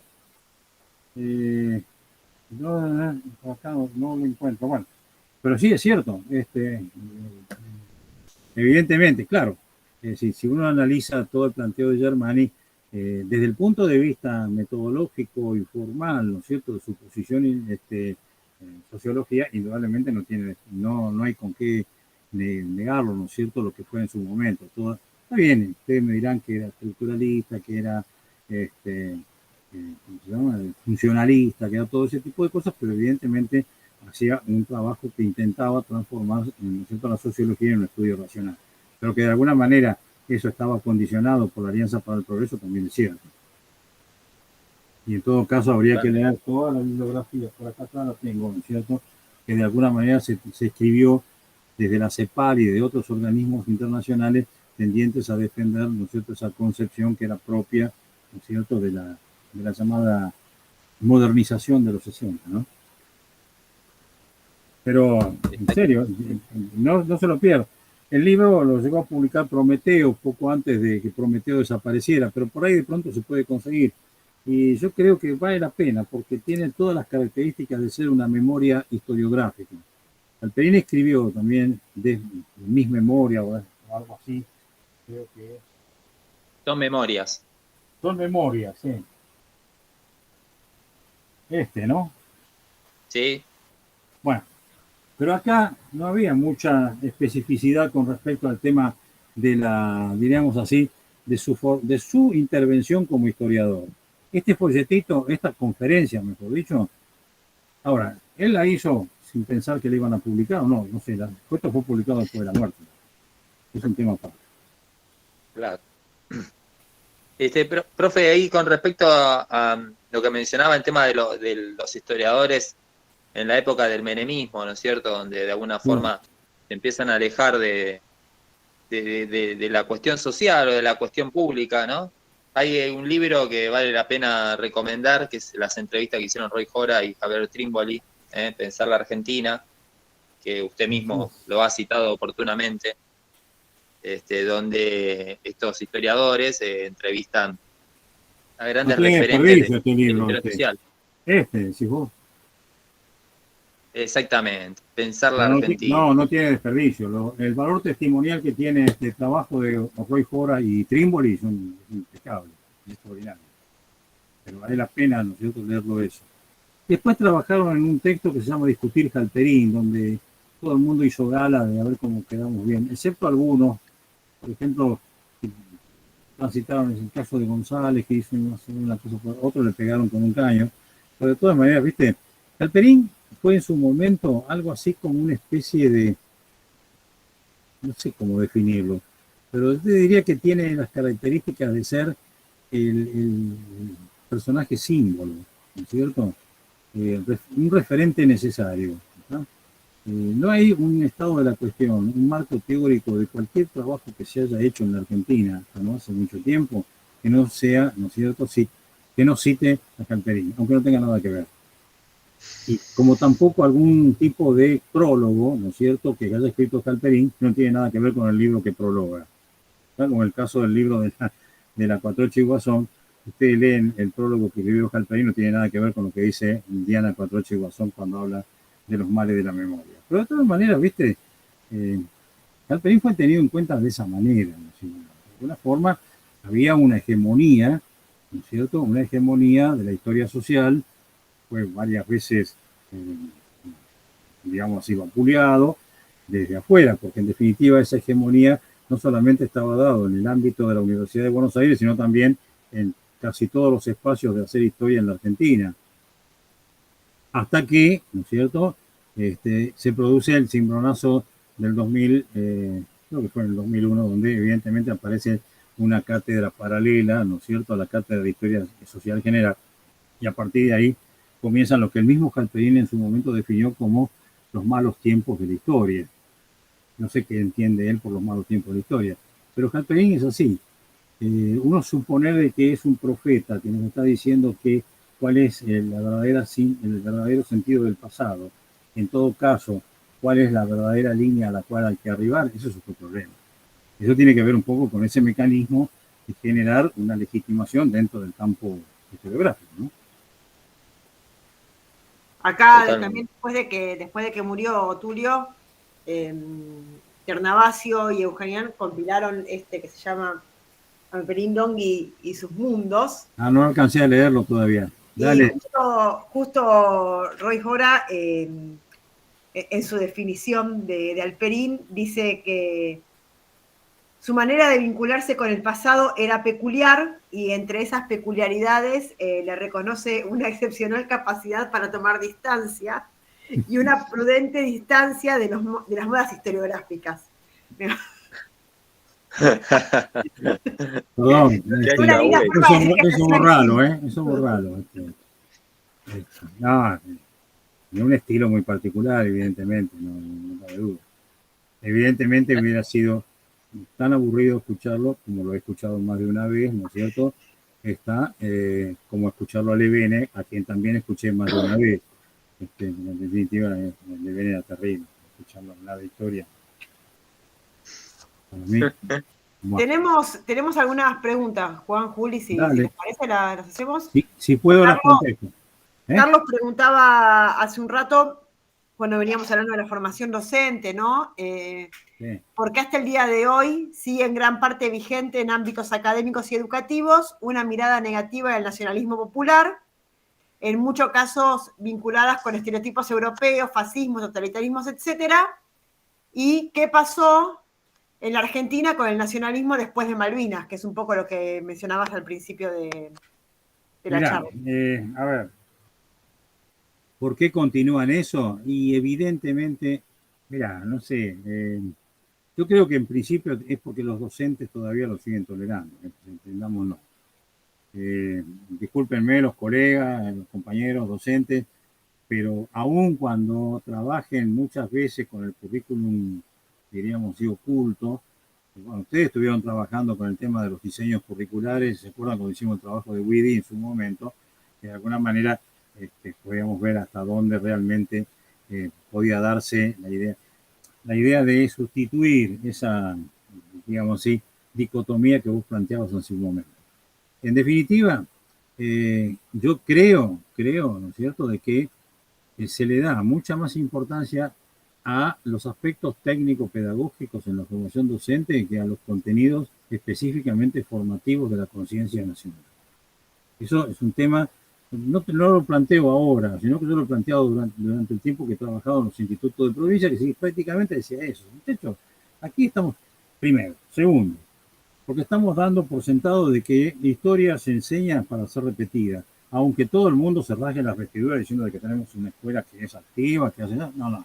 En definitiva, la historia, ¿no es cierto?, no parece en este momento ser objeto, ¿no es cierto?, de debate en la escuela. A no ser que pongamos a hacer la barbaridad que han hecho algunos colegas, ¿no es cierto?, de hacer un juicio histórico, poniendo un tribunal, acusando o defendiendo a Rivadavia. Bueno, escúchenme, esto me parece que además de violentar el carácter de la historia, ¿no es cierto?, no sirve para nada. De todas maneras, yo creo que es necesario, ¿no es cierto?, fundamentalmente traer una historia crítica del siglo XX, completamente. Hay que dar la pelea, ¿no es cierto?, fuerte en este sentido, vinculándose los docentes, y dicen, muchachos, claro, esta es una barbaridad. Ahora, yo me pregunto, ¿cuándo la reforma del 94? ¿no es cierto? A mí me habían convocado, ¿no es cierto?, algunos compañeros que estaban en la Dirección General de Escuela para trabajar en la reforma de los planes de estudio. Yo duré una semana ahí. ¿Por qué? Porque vos te puedes imaginar, digo, pero escúchame, pero todo esto, estamos malversando lo que puede. No, porque esto es un ping pong puff, es decir, además yo estaba financiado, ¿no es cierto?, porque la reforma la financió el Banco Mundial, entonces, bueno, digamos, en definitiva, esa reforma, ¿no es cierto?, esa transformación de los planes de estudio de esa manera, terminaban con todo lo que podía servir para formar una conciencia crítica en historia. Porque tampoco se trata de salir de una visión liberal del pasado y tratar, ¿no es cierto?, de que esto sea repetido por una visión revisionista del pasado. Se trata de ser crítico. Se trata de que en alguna medida el que enseña a valorar críticamente el pasado está formando conciencia ciudadana comprometida y real. Porque el que tiene posibilidades de pensar críticamente la historia también piensa críticamente la política. Y entonces después de eso no le podemos echar la culpa a los políticos porque son esto o son aquello. Si no le enseñamos a la gente a pensar críticamente en la política. Esto es clave. En todo caso, así como hablamos de formar conciencia latinoamericanista, ¿no es cierto?, tenemos que pensar también de que hay que formar conciencia política en la escuela. Dijémoslo de pavadas, ni que hablar de lo que cierta ministra de Educación de la Ciudad Autónoma de Buenos Aires, y que Dios los proteja a ustedes, ¿no es cierto?, que de alguna manera esa señora, ¿no es cierto?, que se rasga las vestiduras porque hay una maestra, hizo una... Yo no sé exactamente cuál fue la profesora o cómo fue que se comportó la profesora, si estuvo bien o estuvo mal. Lo que sí te digo, ¿no es cierto?, de que yo no voy a caer en la hipocresía superlativa, ¿no es cierto?, de decir que podemos hacer una enseñanza de la escuela, llevar a la escuela una enseñanza carente de contenido político. Eso no se lo cree nadie. Porque aún por ausencia del contenido político se hace política. ¿O no? ¿Por dónde me fui? Está muy bien, está muy bien. Te sumo otra de Federico. ¿Cuál o cómo es la relación entre historiadores y sociólogos durante el periodo 83-99? Vos sos serio, tenés que explicarles bien, no decir como nosotros que es una disciplina auxiliar. Están esperando una respuesta seria. Eso pasa porque todavía tenemos un estigma positivista en la cabeza, ¿viste? Cuando estamos hablando de la identidad científica, de la disciplina, estamos entrando en un terreno que fue debatido a principios del siglo XX. Hace ya tiempo de esto, o me equivoco. Evidentemente, ¿no es cierto?, esto de hablar de la centralidad de una disciplina, ¿no es cierto?, y en todo caso decir que las otras son ciencias auxiliares, y bueno, los sociólogos también te dicen que la historia es una disciplina auxiliar de la sociología. A mí me parece... ¿Pero quién los escucha a ellos? ¿Quién los escucha a los sociólogos? ¿Cómo? ¿Quién los escucha a los sociólogos? Ellos que digan lo que quieran. Bueno, de acuerdo, Silvana, pero ¿sabés qué? ¿Sabés cuál es el problema? Un problema, para mí, el problema pasa concretamente por establecer una problemática que generalmente es política y presente, para en todo caso sí recurrir al análisis histórico y o sociológico y o económico si cabe. Porque eso de pretender, ¿no es cierto?, la absoluta, diríamos así, hegemonía del conocimiento que construye cada uno, suponiendo de que eso es la suma del conocimiento verdadero de lo social, a mí me parece que es un disparate. Pues yo te digo, a ver, estamos en este momento discutiendo la validez de la autovía navegable, dejemos de lado el problema de la bajante del Paraná, pero estamos hablando de la autovía. Entonces, bueno, Macanudo, estamos hablando de esas problemáticas. Es una problemática de carácter geográfico, económico, social, cultural, político, histórico. En todo caso, si vamos a pensar en la historia, tenemos que pensar en la historia, pero pensarla no desde el marco de centralidad y auxiliaridad o ancilaridad, como quiera. En alguna medida, tenemos que buscar la posibilidad de que podamos trabajar en forma coordinada, interdisciplinariamente.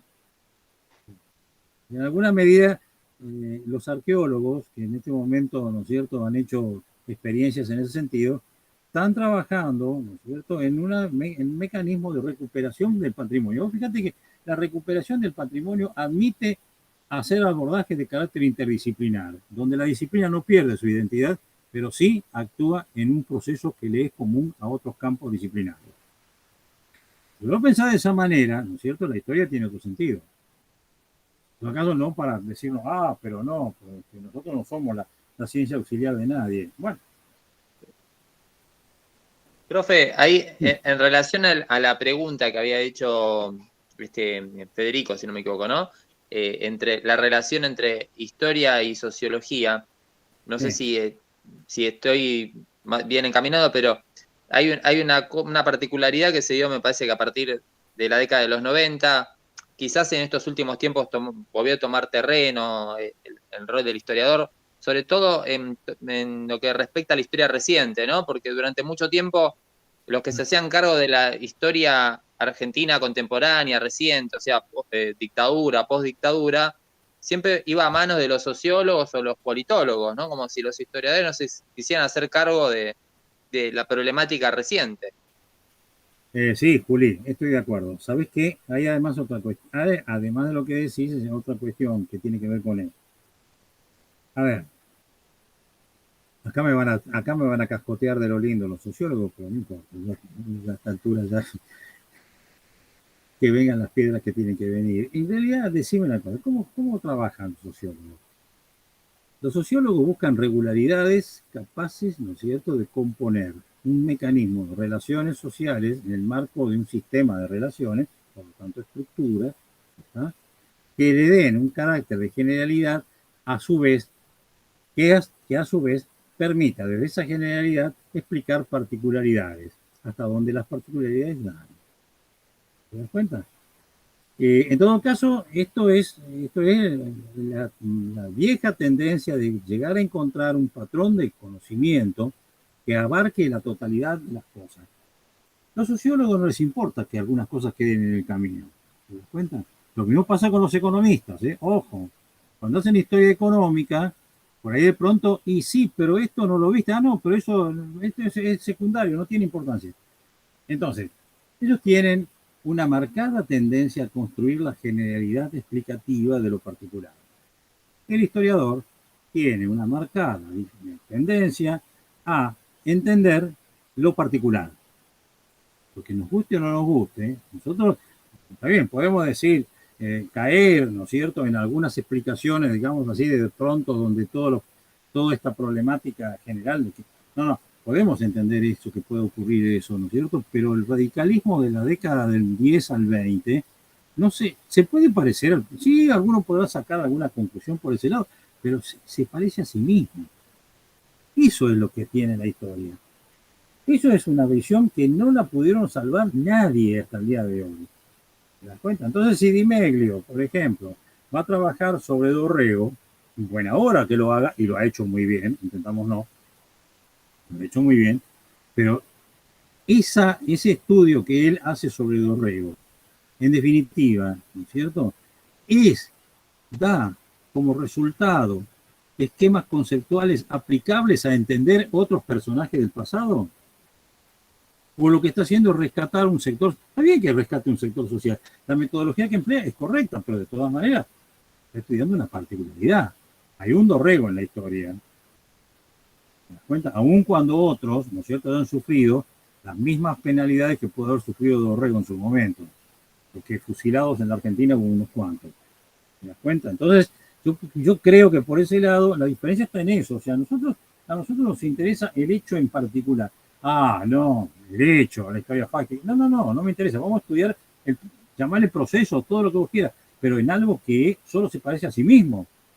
No en algo sobre el cual podemos sacar regularidades, dejando de lado lo particular, apuntando a lo general para construir de ahí un modelo que de pronto me dé a mí una explicación futura de lo que nos va a venir.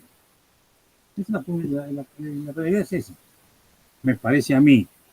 Por eso yo entiendo de que el discurso entre sociólogos y ¿cómo se llama?, historiadores, a veces es una discusión, ¿no es cierto?, para ver quién tiene, ¿no es cierto?, el control del campo de formación, en todo caso, ¿sí? Bueno, yo te digo que los sociólogos, ¿no es cierto?, están más vinculados a verificar, ¿no es cierto?, sus hipótesis en el marco de un abordaje de la realidad presente, cuando los historiadores están más seguros en el archivo, ¿no es cierto?, porque de alguna manera es así, entonces ahí en definitiva están marcando una clara diferencia. Ahora, cuando los sociólogos te dicen que lo que comprobaron, ¿no es cierto?, en su presente, que no tiene nombre y apellido, es aplicable a entender lo que puede haber pasado en el siglo pasado, y ahí es otro problema. Yo creo que no hay que buscar un enfrentamiento por este lado, pero tampoco, ¿no es cierto?, una subordinación, porque son inconciliables, son dos cosas inconciliables. Parece a mí, ¿no? Juan, ya que estabas hablando un poco de metodologías y de formas de estudio, justo la pregunta siguiente, que es de Erika, bueno, primero te agradece ella y nos sumamos un poco todos a tu conferencia. Te pregunta sobre abordar nuestra historia del siglo XX, si considerás que se puede hacer desde el revisionismo o si es preciso reformular categorías y nociones metodológicas. Gracias, Erika, por el recuerdo. Bueno, yo te diría, a ver, el siglo XX tiene especificidades, ¿no es cierto?, que pueden demandar distintos recursos metodológicos. Yo no puedo subordinar el estudio del siglo XX a una metodología determinada. Tengo que ver qué es lo que puedo hacer acerca de cuáles serían las problemáticas y las hipótesis a las cuales habría que abordar y escuchar. ¿Te das cuenta? Entonces pasa por ahí. Siglo XX y el revisionismo histórico, a mí me parece que mucho que ver no tiene, salvo, ¿no es cierto?, lo que el revisionismo histórico puede aportar en el sentido de reconocer, ¿no es cierto?, de que la Argentina sido y es, ¿no es cierto?, sujeto de padecimientos de eso que en algún momento se llamó imperialismo y que hoy dicen que es una palabra dejada de lado. Es probable que dejemos de lado eso, pero no vamos a negar de que aquí, ¿no es cierto?, la señora Lagarde, ¿no es cierto?, y la Cristalina Georgieva están ejerciendo un poder imperial. A mí no me la cuentan de otra manera. Llamar el imperialismo con la crítica o lo que sea, pero de todas maneras sigue planteándose una cuestión de esa naturaleza. Ahora bien, si vos te llevas, ¿no es cierto?, al siglo XX en su totalidad, y hay que buscar aquellos elementos, ¿no es cierto?, pero ¿a partir de qué? No, a partir de que me gustaría trabajar sobre la segunda presidencia de Roca, sino entender, ¿no es cierto?, que de alguna manera tengo que buscar una problemática, y ahí cuando empezás a pensar una problemática que te lleve a abordar la problemática, el conjunto del siglo que estás estudiando, y te vas a encontrar, ¿no es cierto?, con que esa problemática te la da la política. Es el tema. Entonces, ojo, yo no digo con esto de que vamos a caer en el tema de autoritarismo y democracia. Eso fue un intento de trabajar el siglo XX de esa manera. Ahora, que a mí me digan que todo lo que no es democrático en el sentido de lo que trataron los autores que trabajaron en eso en su momento es lo bueno y lo otro lo malo, es otra problemática. pero de alguna manera uno tiene que pensar, ¿no es cierto?, una problemática que de alguna manera constituya esa, diríamos así, situación que te permita abordar el conocimiento global, o del siglo XX o de determinada época del siglo XX, porque ya es un siglo, ya no son los años que van desde la batalla de Pavón, ¿no es cierto?, hasta, qué sé yo, hasta la segunda presidencia de Roca, si se quiere. De alguna manera, ¿no es cierto?, estamos hablando de algo muchísimo más extenso y complejo. Pero bueno, ¿cuáles son las problemáticas del siglo XX problemático y febril? Como dice el tango. ¿Ah? Pero en fin, eso depende. Yo creo que el revisionismo histórico ha cumplido una función que también han cumplido otras corrientes historiográficas. Lo que no significa que haya que voltear a todo el revisionismo en este momento y prenderle fuego a la historia ¿cómo se llama?, de la Confederación Argentina de Saldías, ni tampoco, ¿no es cierto?, sacar el retrato de Saldías que tengo ahí al lado. En una medida, ¿no es cierto?, de alguna forma, creo que el revisionismo hay que reconocerlo en sus aportes, como también hay que reconocer en sus aportes lo que fue la nueva escuela histórica. Porque a mí no me digan, ¿no es cierto?, de que nosotros tenemos que empezar la historia de nuevo de 0 kilómetros todos los días. No creo, ¿no es cierto?, en la genealogía histórica. A lo mejor la del Estado puede ser, pero no creo en una genealogía histórica. No creo que tampoco deje de existir una continuidad histórica. Entonces, cuidado. A veces eso también pasa. No sé si le contesté a Erika. Sí, y te sumo la pregunta de Víctor porque viene también en la misma sintonía y capaz sirve para redondear. Víctor pregunta si para contribuir a la perspectiva latinoamericanista hay que dar la pelea en las mismas instituciones de los académicos o crear instituciones alternativas como se hizo con el Instituto Dorrego y dejar, dice Víctor, nosotros no nos sumamos, si dejar que ellos sigan dándose la cabeza para tratando de entender al peronismo. A ver, Silvana, yo... ¿Cómo? No, se me entrecortó. Dejar que ellos sigan tratando de entender al peronismo, dice Víctor, ¿no? Y hacer la nuestra. Yo creo que la pelea hay que darla, ¿no es cierto?, pero no por el simple hecho de cambiar la estructura institucional, porque la estructura institucional puede cambiar, ¿no es cierto?, y seguir todo como estaba. O sea, yo creo que lo que hay que cambiar, ¿no es cierto?, es la mirada, ¿no es cierto?, que tenemos sobre el pasado. Si de los 90 en adelante nuestra mirada, ¿no es cierto?, ha sido buscar el queso y los gusanos, ¿no es cierto?, evidentemente, o las micro particularidades que tiene tal fenómeno, y en todo caso seguir intentando demostrar desde la historia argentina la validez de las doctrinas que los europeos elaboraron, porque ya están aburridos de su propia historia. En todo caso, yo creo, ¿no es cierto?, de que el problema es un problema cultural. Problema cultural que supone dar una batalla muy fuerte en el marco institucional en que se puede uno mover, pero fundamentalmente no perder de vista que lo que estamos haciendo aquí no es mejorar lo que ya existe, sino sustituirlo por otra cosa distinta. En todo caso, creo que la batalla cultural es mucho más abarcativa, ¿no es cierto?, que simplemente cambiar un plan de estudios, porque a veces el cambio de los planes de estudios no hace nada, ¿no es cierto?, a los solo efectos, digamos, de que la gente después toma, a ver, este es el plan, ¿no?, el proyecto, cuando yo voy a hacer tal cosa. No, directamente te lo digo. Uy, ¿qué dice acá? Hola. Te escuchamos lo más bien y te vemos lo más bien, Juan, ¿eh? Sí, pero yo no los veo nada a ustedes. Capaz corriste la pantallita, pero te estamos viendo y escuchando. Buah. Uy. Bueno, listo, discúlpenme, vamos a ver. No, a ver qué lío hice acá, ¿dónde habré metido la mano? Bueno, gente, acá estoy. Profe, ahí en sintonía a esa pregunta, digamos, de un enfoque latinoamericanista, ¿no?, de la historia, ¿encontrás algún autor o algo, digamos, que se asemeje en la actualidad?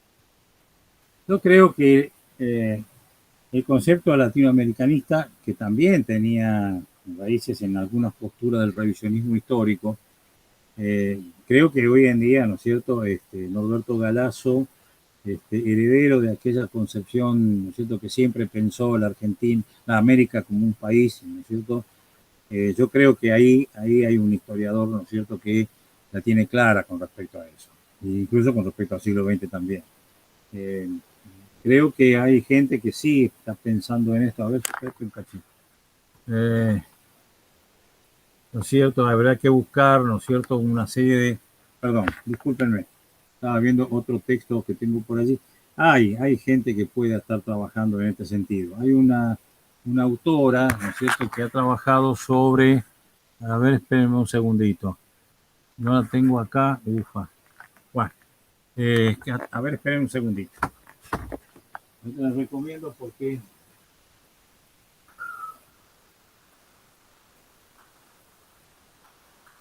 Hay una serie de textos, ¿no es cierto?, que han sido publicados por estas editoriales. ¿Se vende ahí? Sí, se ve, ¿Hola? Juan. ¿Se ve? ¿Vende ahí? Sí, sí, sí. Bueno, esta autora, ¿no es cierto?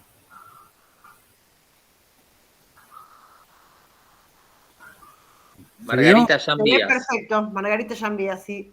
Bueno, y algunas, por ejemplo, el trabajo de Lander, ¿no es cierto?, que yo lo tengo por ahí, todavía no lo leí, sobre la colonialidad del saber. Digamos, otros textos, ¿no es cierto?, que están escribiendo. Yo creo que hay textos. El trabajo de Margarita en este sentido es muy bueno porque trabaja sobre esta problemática que hemos señalado hace un momento, acerca de que en realidad, si nosotros seguimos teniendo una enseñanza que reafirme esa condición de un Estado-nación, que nada tiene que ver, ¿no es cierto?, con digamos así, con la integración de América Latina, y vamos a seguir siempre en el mismo problema.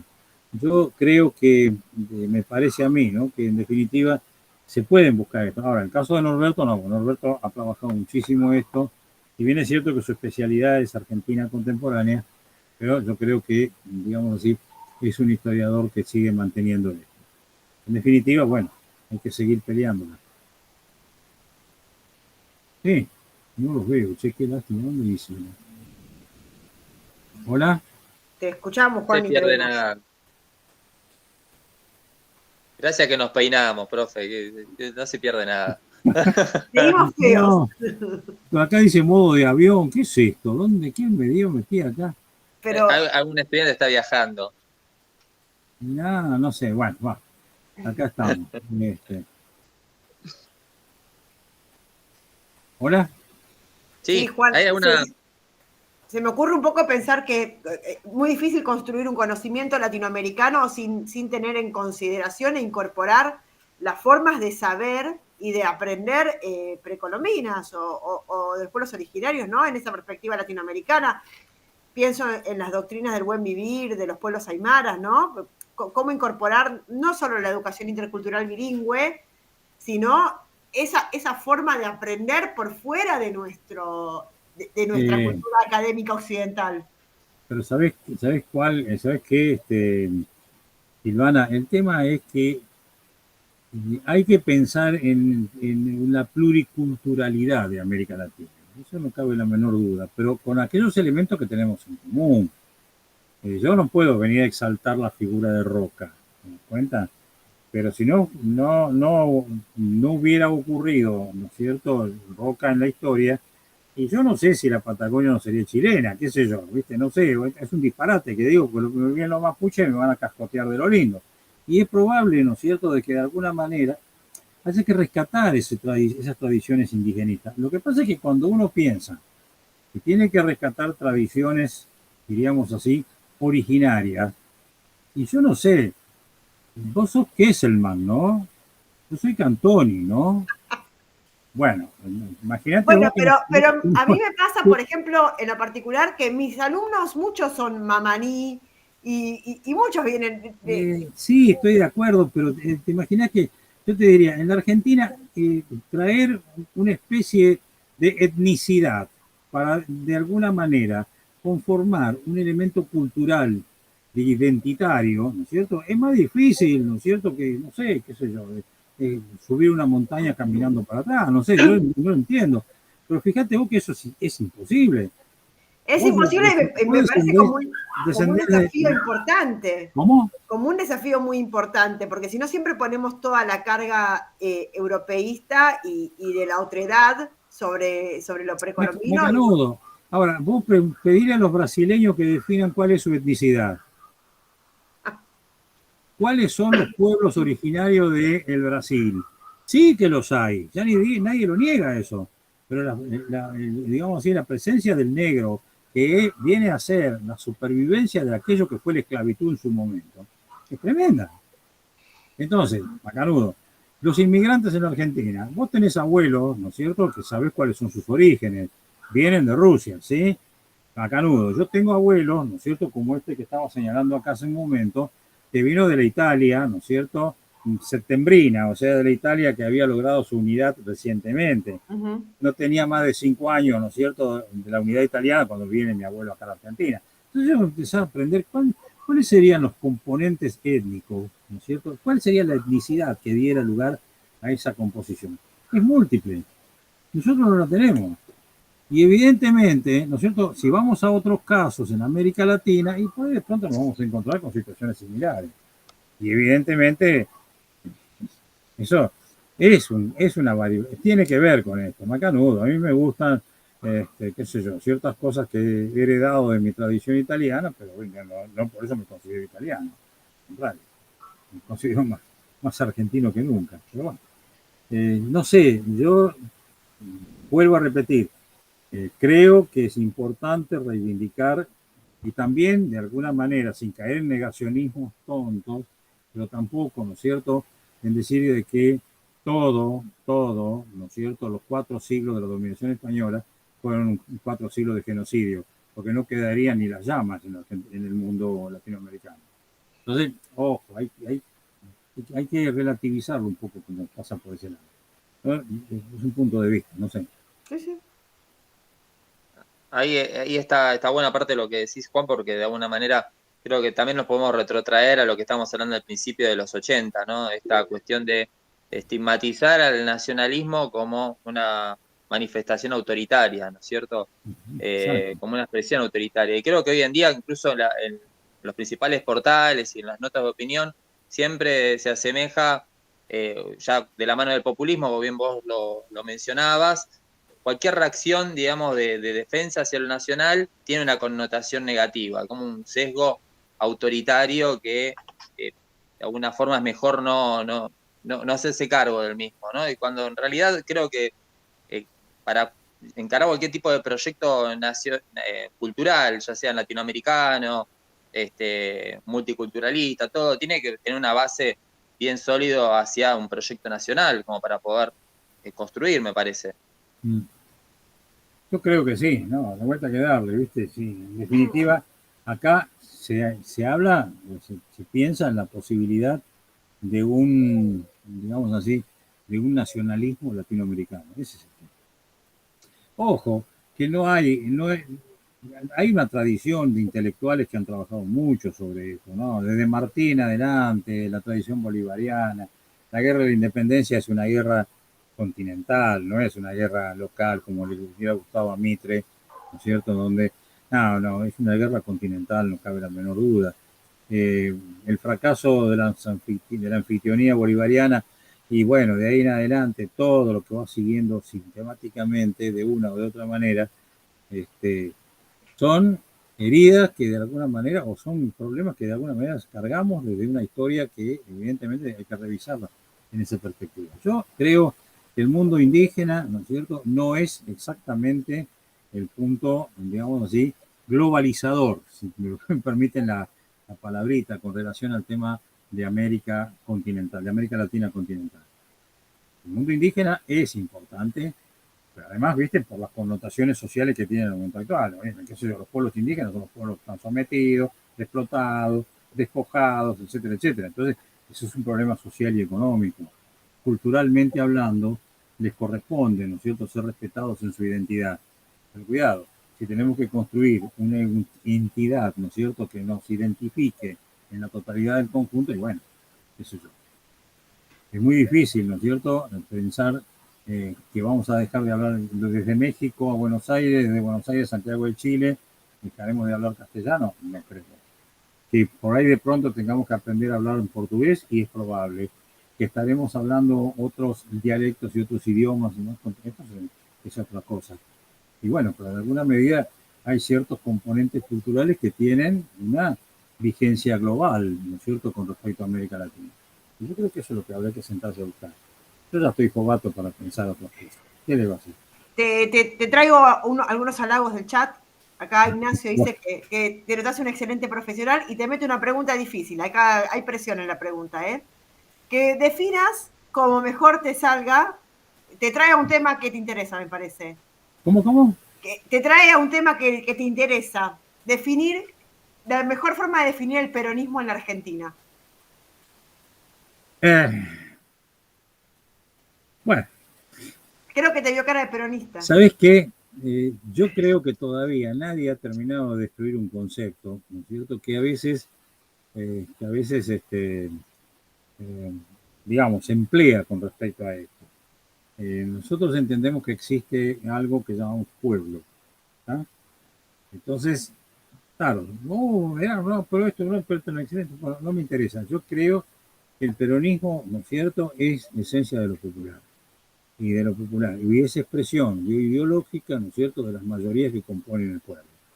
Hay otros que no son peronistas, ¿no es cierto?, y que tampoco están fuera de lo que concebimos como pueblo. Pero de todas maneras, para mí, peronismo es esa expresión identitaria que tienen las mayorías en nuestro país.